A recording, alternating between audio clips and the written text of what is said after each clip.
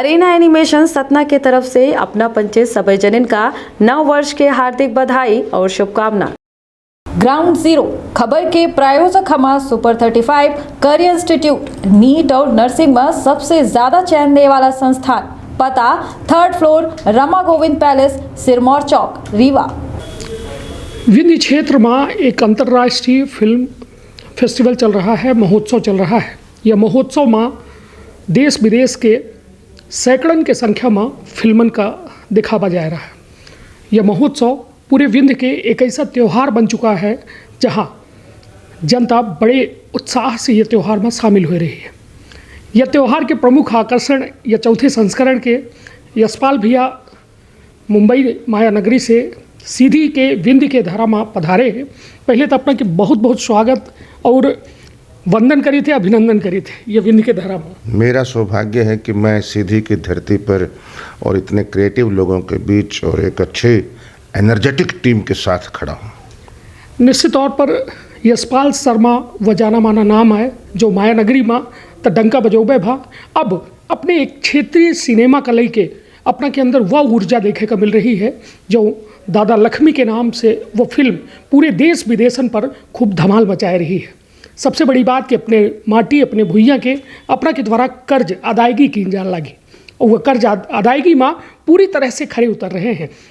बात चाहे फिल्मी सफ़र की बात की जाए तो 80 से अधिक फिल्मन में जो है यशपाल भैया के द्वारा काम कीनगा और अब दादा लक्ष्मी की ओर या एक कहा जाए एक तपस्या के परिणाम दादा लक्ष्मी आई। हम पचे आज सब जने दिखन आँखिन से आंसू आबा और सवाल यह उठा कि यह सिनेमा आखिर हर सिनेमा यह में काहे नहीं हुआ। तो विंध्य क्षेत्र के ये पहल बघेली न्यूज़ चैनल में हम कनिष्ठ तिवारी अपना पंचन का सभी जनन का प्रणाम करी थे और शुरुआत करी थे खास बातचीत के। दादा आप अब दादा लक्ष्मी आपके लिए कितनी बड़ी तपस्या थी और उस तपस्या का परिणाम क्या दिख रहा है आपको? बहुत गहन तपस्या थी। मैं तो अग्नि परीक्षा कह लो, परीक्षा कह लो, तपस्या कह लो, मतलब एक यात्रा कह लो और एक सपना था मेरा। और जितना ज़्यादा मुझे तंज मिलते गए, जितने ज़्यादा मुझे ताने मिलते गए, मैं उतना ही कठोर और मजबूत होता गया। आज अब मैं ये बात बोल सकता हूँ, पहले मैं नहीं बोलता था क्योंकि मुझे ये था कि अगर फिल्म अच्छी नहीं बनी या अच्छा रिस्पॉन्स नहीं मिला या लोगों ने पसंद नहीं की या मैं तो क्या होगा। लेकिन अब मैं क्योंकि सब जगहों से पॉजिटिव रिस्पॉन्स मिल रहा है और मेरा जो एक ड्रीम जैसा मैंने फिल्म सोची थी बिल्कुल वैसी ही बनी है, बल्कि उससे भी बेटर बनी है।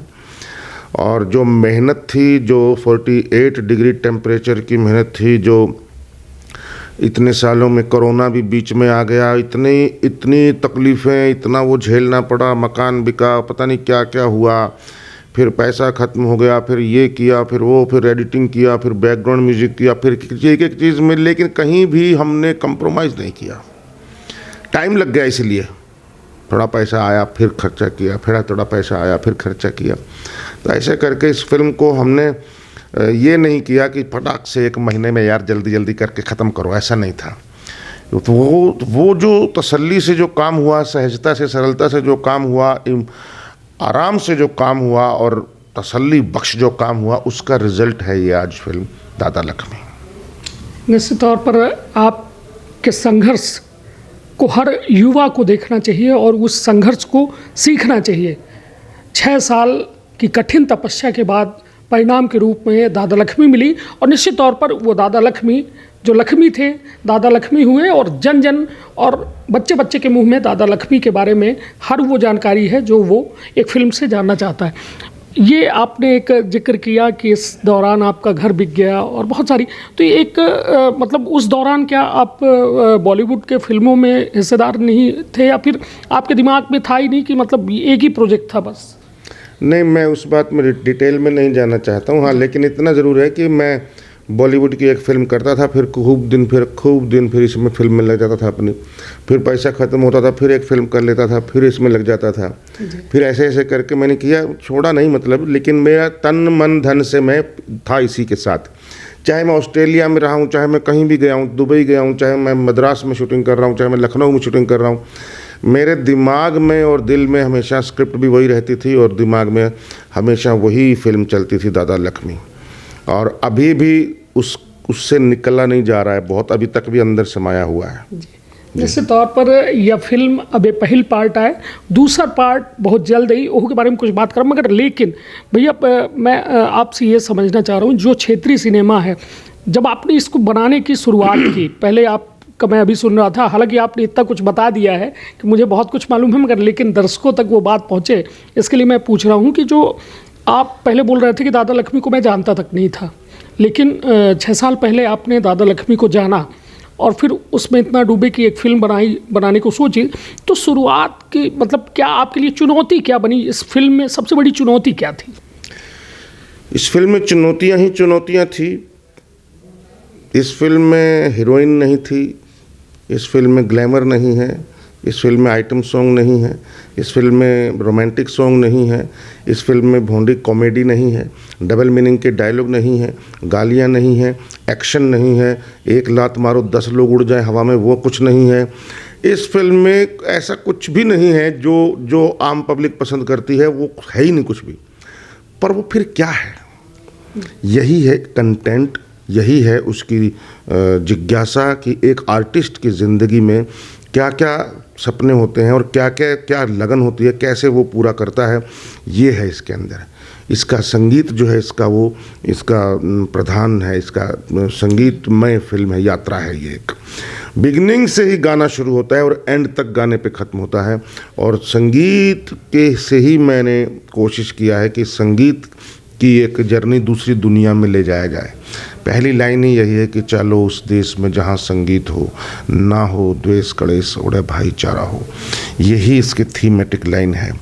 गुरु के प्रति कैसी लगन होनी चाहिए, गुरु के लिए, गुरु भगवान से भी बढ़कर है, ये इसका थीम है। और अपनी लगन से आदमी कुछ भी पा सकता है। एक आग होनी चाहिए उसमें जज्बा चाहिए, उसमें पैशन होना चाहिए, तो वो कुछ भी हासिल कर सकता है। कुछ नथिंग इज इम्पॉसिबल। और भरोसा जल्दी से करना भी गलत है, क्योंकि भरोसा कोई भी तोड़ भी सकता है, तो इसे थोड़ा सावधान होकर भी चलना ज़रूरी है। तीसरी आंख खुली रखनी चाहिए। निश्चित तौर पर दादा लक्ष्मी एक ऐसा रिमार्केबल फिल्म बनी गई जो हरियाणा का अब रिप्रेजेंट करे लागी। अपना के द्वारा एक मुख्यमंत्री मनोहर लाल खट्टर जी के वाक़या बतावागा कि अपना फिल्म सिर्फ ये कहें कि हमका कोनो में के सहयोग न चाहिए, सिर्फ अपना हमारे साथ फिल्म बैठ के देखे ली, उसके बाद वह फिल्म टैक्स फ्री हो जाती और वह फिल्म पूरे देश विदेश हर जगह तहलका मचा दी। अब दादा आपका वक्त बड़ा कीमती है और कार्यक्रम नीचे इंतज़ार कर रहा है, तो मैं आपसे सिर्फ एक आखिरी कि युवाओं के लिए आज की इस भागम भाग जीवन में क्या संदेश देना चाहेंगे कि वो क्या करें, क्योंकि आज ये मोबाइल का ज़माना है, शॉर्ट वीडियो रील्स में युवा खोए हुए हैं। शायद भविष्य में बहुत सारी अपेक्षाएं हैं, लेकिन जब अपेक्षाएं पूरी नहीं होती तो बड़ा जल्दी डिप्रेस हो जाते हैं। तो उन युवाओं के लिए आप क्या अपनी यात्रा की सारांश में उनको संदेश देना चाहें? नहीं, डिप्रेशन तभी आता है जब एक्सपेक्टेशन ज़्यादा होती हैं, आशाएं ज़्यादा होती हैं, उम्मीद बहुत होती है। तो उम्मीद आप इतना करें, आपको इतना मिल जाए तो भी बहुत है, इसलिए उम्मीद मत करो। प्रॉब्लम हमारी क्या, हम करते इतना है और उम्मीद इतनी रखते हैं, वहाँ गड़बड़ होती है। दिखावा बंद कर दो, चापलूसी बंद कर दो, अपने आप को पहचानने की कोशिश करो कि मैं क्या हूँ।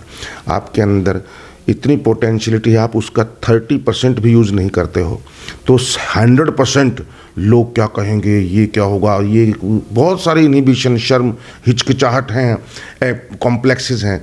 उससे निकल करके जो करना है उसमें, चाहे इंजीनियरिंग करनी हो, चाहे डॉक्टरी करनी हो, चाहे एक्टिंग करनी हो, डायरेक्शन करनी हो, डांस करना हो, गाना गाना हो, कुछ भी, राइटिंग हो, कुछ भी करना हो, उसमें मन लगा करके अंतर मन से, अंदर से अपने आप को साबित करो, किसी और के सामने साबित मत करो।